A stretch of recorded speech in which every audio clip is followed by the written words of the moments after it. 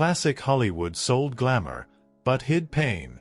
Beneath the perfect smiles and silver screen magic were lives controlled, broken, and discarded.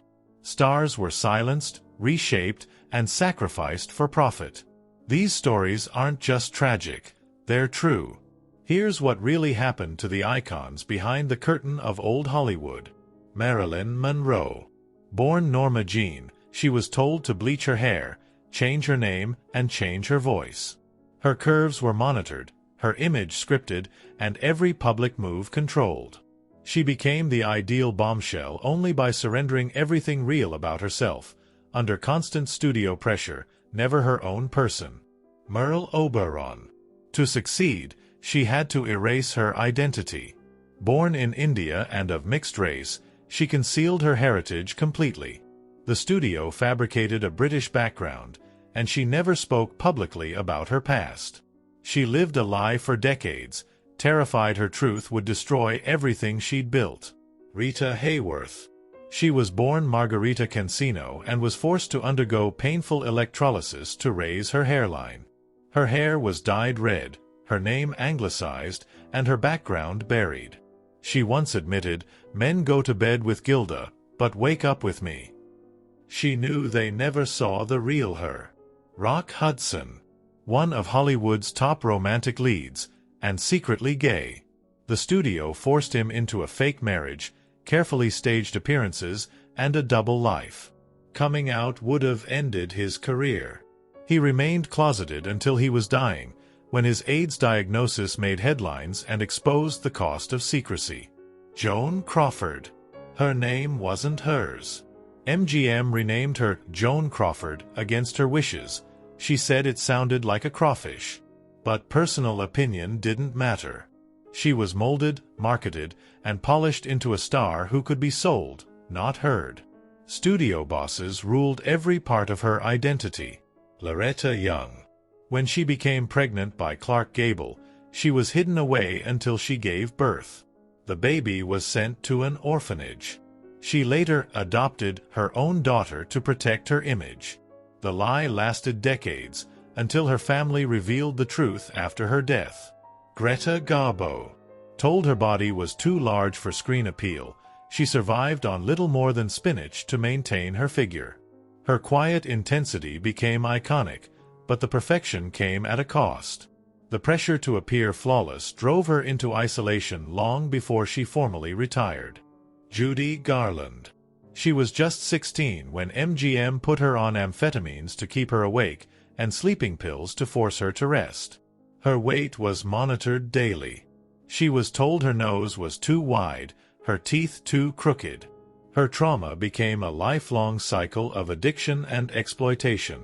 Tippi Hedren. Alfred Hitchcock tormented her during the filming of The Birds. He used real birds in violent scenes, ignored her safety, and stalked her off camera. When she rejected his advances, he sabotaged her career. The studio backed him, not her.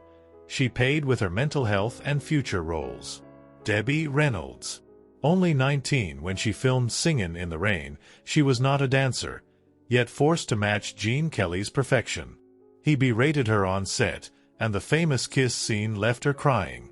She later said childbirth was easier than filming that movie. But she kept smiling. Shirley Temple. America's sweetheart was often punished harshly for minor things. Studio handlers made her sit on a block of ice if she misbehaved, known as the black box. She had no normal childhood. Even after surgery, she was expected to be back on set the next morning. Sandra Dee. Marketed as the ultimate girl next door, she was sexually abused by her stepfather and developed severe anorexia. She had no say in her image or roles. Her suffering was invisible behind her wholesome persona. By her 20s, she was already fading from the screen, broken by the role she never chose. Lupe Valles. She was typecast as the Mexican Spitfire, but off-camera she was ridiculed for her accent and treated like a caricature. Her relationships were sensationalized, and the press mocked her publicly. Desperate and alone, she died tragically at age 36, her legacy buried under racist stereotypes. Jane Powell. Known for sweet, wholesome musicals, Powell was trapped in a tightly controlled contract. Her diet, clothes, and public statements were all dictated. Even her romantic life was orchestrated. Her off-screen frustrations never surfaced publicly. She wasn't allowed to show anything but sweetness. Dorothy Stratton. She was a rising Playboy model and actress when her abusive husband-manager spiraled into jealousy. When she tried to leave him for a director, he ended her life in a horrific murder-suicide. Her talent never had a chance to fully emerge. Frances Farmer. A brilliant actress with a rebellious streak, she clashed with studio executives and was labeled difficult. Eventually institutionalized, she was subjected to electroshock therapy, isolation, and rumored lobotomy, though never confirmed. Her defiance was erased under the guise of mental health treatment. William Haynes. A major silent film star, Haynes refused to hide his relationship with another man. MGM gave him a choice: end the relationship or lose his career. He chose love, and the studio blacklisted him. He never acted again, but lived openly with his partner until death. Jean Seberg.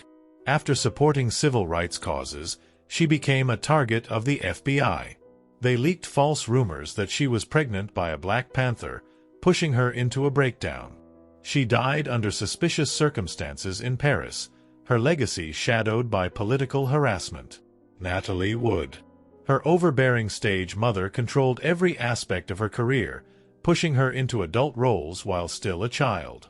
She developed a lifelong fear of water and later died mysteriously by drowning. The circumstances remain unsolved and deeply unsettling. Clara Bow.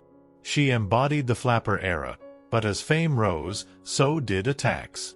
Tabloids painted her as promiscuous and unstable. Gossip about her personal life overshadowed her talent. She left Hollywood entirely by age 28, retreating into obscurity after a nervous breakdown. Rocky Lane.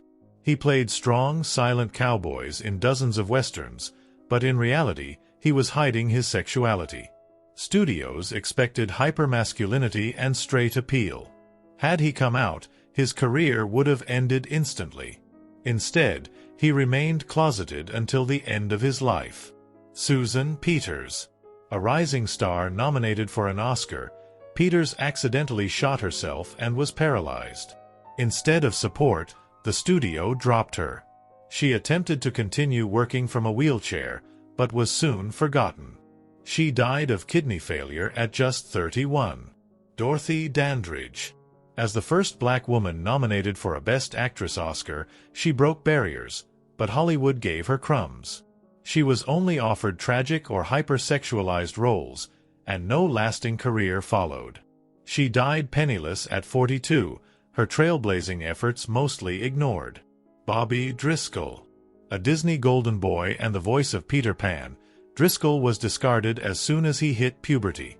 Acne and a deepening voice ended his career. He spiraled into addiction, died at 31, and was buried in an unmarked grave, identified only after the fact by a fingerprint match. Ingrid Bergman. One of Hollywood's most respected actresses, she was exiled from American film after having a child out of wedlock with director Roberto Rossellini. Condemned on the floor of the U.S. Senate, she became a symbol of immorality and was unofficially blacklisted until she won back favor years later. Sal Mineo. A two-time Oscar nominee, Mineo lived in the shadow of his role in Rebel without a cause and quietly hid his sexuality in a judgmental industry. As he tried to rebuild his career with theater work, he was stabbed to death near his apartment at age 37. Jane Mansfield. Promoted as the next Marilyn Monroe, she was pushed into humiliating publicity stunts to stay relevant. She leaned into the sex symbol persona the studio demanded, but struggled behind the scenes. Her career waned rapidly. She died in a violent car accident at just 34, leaving behind 3 children. Susan Cabot. Known for B-movie horror flicks, she suffered from mental health issues later in life. After withdrawing from the public, she was killed by her own son, who claimed years of abuse. Her life had descended into complete chaos long before the final tragedy. Barbara Payton. A stunning blonde poised for stardom, Payton fell victim to alcoholism and a string of abusive relationships. She was blackballed from major roles, reduced to poverty, and arrested multiple times. Her mugshots became more famous than her movies. She died of heart and liver failure at 39. George Reeves. Famous as TV's Superman, Reeves struggled with being typecast. Hollywood refused to see him as anything else. He died from a gunshot wound under mysterious circumstances, ruled a suicide, though many close to him suspected otherwise. His death remains one of Hollywood's enduring controversies. Lana Turner. Known for her beauty and scandal, Turner was under intense studio control. Her public image was carefully shaped, even as her private life unraveled. When her daughter killed Turner's abusive boyfriend in self-defense, the media spun it into melodrama. Turner remained glamorous on the outside, but constantly on edge behind the scenes. Peg Entwistle. She only starred in one film, but her name became legend after her tragic death. At just 24, she jumped from the Hollywood sign. Struggling to find work and overwhelmed by disappointment, her story became a chilling symbol of the industry's unforgiving nature. Anne Dvorak. Once a rising star, she rebelled against the studio system by demanding better roles and pay. In retaliation, Warner Brothers froze her contract. Her career stalled, and she was blacklisted for years. Her independence cost her everything in a system that punished women for speaking up. Juanita Moore. She earned an Oscar nomination for Imitation of Life, but Hollywood offered her nothing afterward. Despite undeniable talent, she was overlooked for roles because of her race. She spent most of her life in minor TV appearances, watching white actresses build legacies she was never allowed. Jean Wallace. Plagued by mental health struggles, Wallace attempted suicide more than once during her career. Rather than help, studios labeled her unstable and reduced her to minor roles. Her off-screen pain was ignored, dismissed as drama, and used against her whenever she asked for serious parts. Gloria Graham. An Oscar winner known for Femme Fatale, Graham was accused of inappropriate relationships, including rumors about her stepson. The press tore her apart, and studios distanced themselves. She worked in small stage productions, dying of cancer while performing in England, her legacy tainted by scandal. Susan Tyrrell. She was a bold, unconventional actress who refused to fit the mold. After a rare blood disease forced both legs to be amputated, roles vanished. Hollywood didn't know what to do with a disabled woman.